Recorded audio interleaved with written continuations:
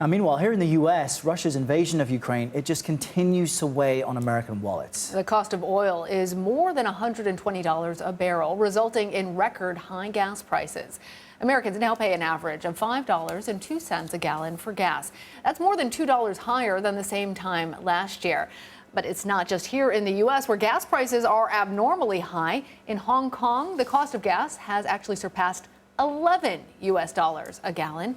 In Norway, Denmark, and Finland, all of which rely heavily on Russian oil exports, it costs more than $10 for a single gallon of gas. Let's bring in Ellen Wald for more on this. She is the president of Transversal Consulting and a senior fellow at the Atlantic Council's Global Energy Center. She is also the author of the book, Saudi Inc., the Arabian Kingdom's Pursuit of Profit and Power. Ellen, welcome. So tell us, how's the uncertainty surrounding the Russian invasion of Ukraine impacting these international gas prices? One of the big issues that we're seeing is that we know that there is an impact in terms of Russian oil, but we don't know how big that is. Different agencies have different accounting for how much Russian oil is actually off the market.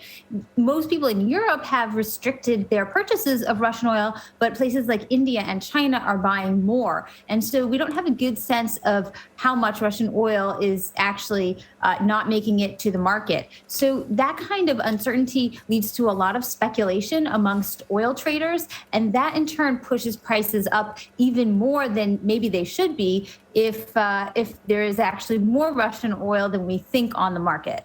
Now, some of these high oil prices can result in investments in new drilling sites, or at least here in the U.S., that was the argument when it came down to why these wealthy energy companies weren't investing in expanding drilling. Are we seeing it? And if not, why not? So that's a really good point. And historically, high oil prices have led to increased production later by oil companies. So that's what happened after the 1970 to 73 oil shocks. The price of oil went up, and a lot of companies made a lot of money, and then they invested in drilling, and we saw them opening lots of new drilling. And then in the 80s, oil prices did go down. But we're not seeing that yet. And there are a lot of other factors that are playing on production here. And some of them have to do with policies from the Biden administration. They have said they're going to change a lot of the regulations about drilling for oil and gas, but they haven't actually issued those new regulations. So companies don't know what to expect. And when you don't know what to expect, it's hard to justify putting out money to increase drilling. But we've also got out of control inflation in terms of the supplies that these companies need. They also can't get things because of supply chain issues. They can't get enough labor to drill more, even if they wanted to. But they're also facing a lot of pressure from investors to return the money that they're making to the investors instead of reinvesting it. And so those are all reasons why we're seeing a very sluggish response to high oil prices than we might normally expect in terms of drilling. Ellen, I want to ask you a question that I think a lot of people have. The U.S. has plenty of its own oil reserves. Why is there so much hesitation about releasing more of it? Well, if you're talking about the oil that's being held in the Strategic Petroleum Reserve, the reason that there's a hesitancy to release that is because the whole purpose of having that oil is in case of a real emergency. So, for example, say a hurricane comes barreling through the Gulf of Mexico and knocks out production there for several weeks. And in fact, we had that happen last hurricane season. There was a lot of production that was offline for months. We then need to access that oil that's in our strategic reserves in order to fill that stopgap. But if we've released it all in an attempt to lower prices, then we don't have it. So there really is a fine line between releasing enough oil to maybe have an impact on prices now, but making sure that you still have some in reserve in case there really is an actual emergency. And Ellen, some of the analysts I'm speaking with are massively concerned about the pending hurricane season and any disruptions to the Gulf. It will send prices through the roof. What can you tell us about the president's plan now to go to Saudi Arabia next month and make the in-person case for releasing more oil to the U.S. and its allies? You know, Saudi Arabia is just making billions and billions of dollars with these fuel prices. Why would they change output? Would it make a difference to American consumers in the short term?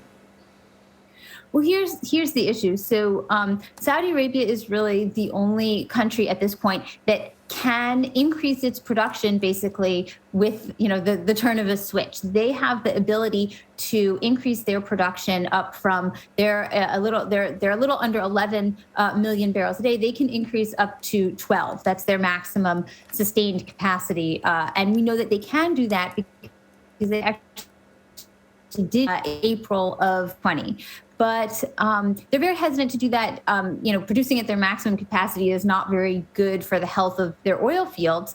But also, there's a big question about whether this kind of production would even help lower global oil prices, because part of what is pushing up these prices is the conflict in Russia. And putting more oil on the market is not going to end the conflict with Russia, the sanctions on Russian oil, or any of that. The market needs time to work out how to get oil that used to go to Europe from Russia to China and India. And as that works out, we should definitely see prices maybe come down a bit, but there's still a lot of uncertainty about that. So even if we saw another, say, million barrels a day come on the market, we wouldn't necessarily see a significant or a major drop in prices based on where they are now. We might, get down $5, maybe $10 if we're really lucky. But that, given that oil is $120 a barrel now, that's still going to be a lot of money that consumers are going to have to spend on gasoline. So Saudi Arabia is really hesitant to just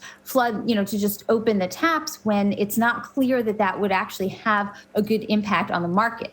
If, say, the conflict in Ukraine were to end and Europe were to end its sanctions on Russian oil, then that's probably the one policy thing that would have a serious and immediate effect on prices. All right. Ellen Wald, thanks.